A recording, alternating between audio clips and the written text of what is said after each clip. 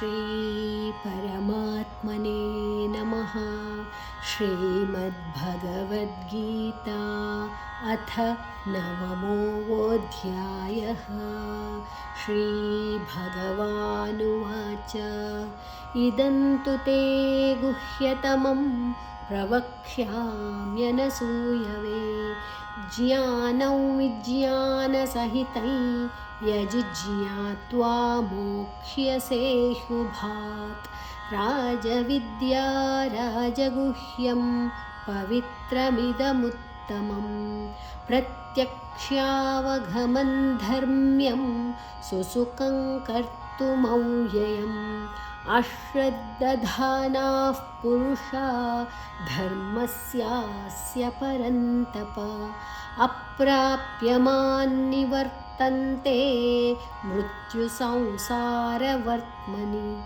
मया ततमिदं सर्वं जगदव्यक्तमूर्तिना मत्स्थानि सर्वभूतानि न चाहन्तेष्वस्थितः न च मत्स्थानि भूतानि पश्य मे योगमैश्वरम्।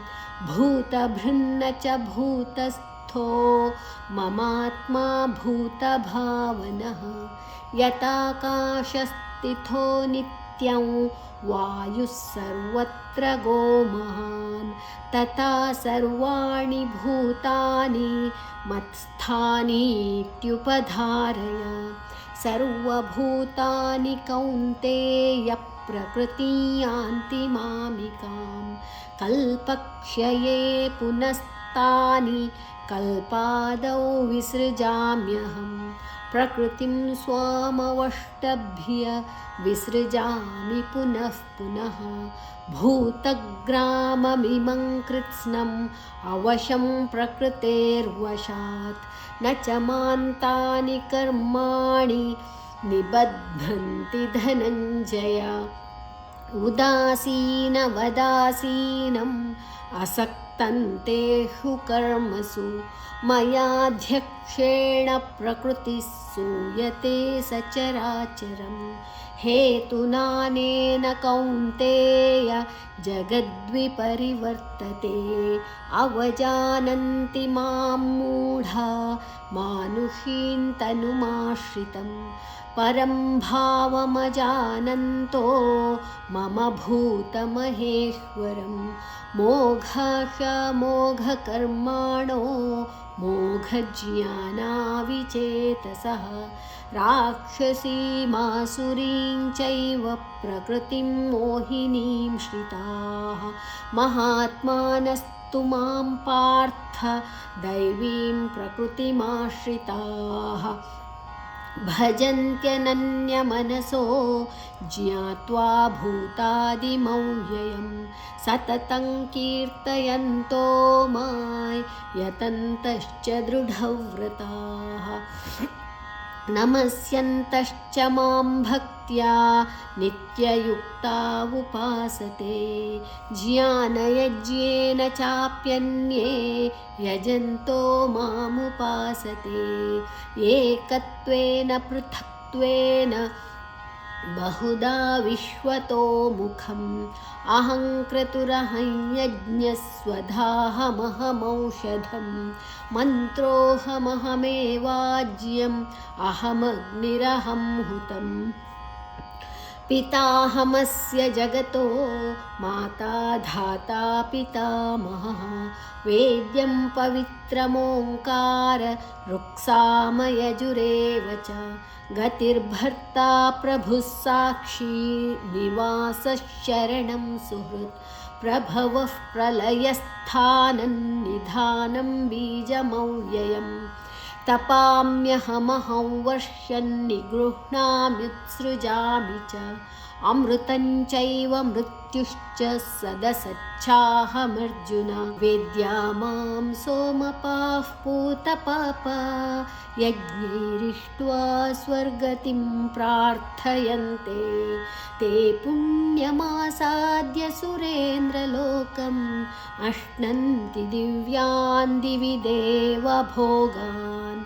ते तं भुक्त्वा स्वर्गलोकं विशालं क्षीणे पुण्ये मर्त्यलोकं विशन्ति एवं त्रैधर्ममनुप्रपन्ना गतागतं कामकामा लभन्ते अनन्याश्चिन्तयन्तो मां ये जनाः पर्युपासते तेषां नित्याभियुक्तानां